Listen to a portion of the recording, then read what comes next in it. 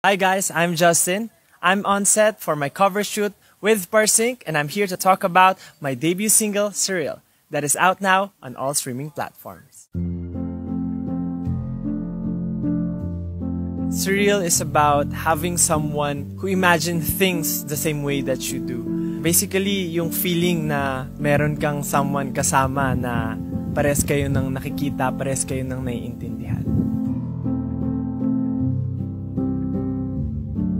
Nasulat ko yung Surreal like 2 years ago na, and hindi ko rin alam paano ko siya nasulat.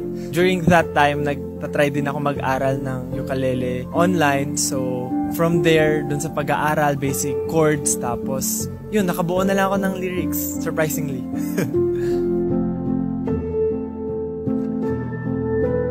For me, as a very creative, imaginative person, parang nakaka-relate ako kasi mahilig ako mag-imagine and natutuwa ako whenever I met someone na merong same wavelength with me na parang may na-imagine ako, ikwento ko sa kanya, tapos sabi niya, ay, oo nga no. Medyo ganun yung feelings na nakaka-relate ako sa song.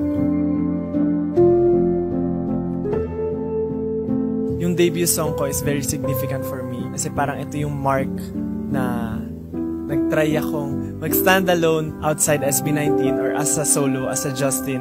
Very challenging, but it's something na magiging very memorable.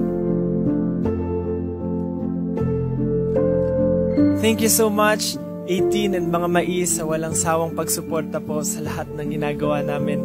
Thank you so much sa pagsuporta. Sana po mapakinggan nyo yung Surreal kasi ginawa ko po ito talaga para sa inyo. Nasulat ko siya because I'm inspired, I'm happy, thinking about the things that is around me, kayo guys, the people na tumutulong sa akin. So maraming salamat. Sana po ma-enjoy nyo.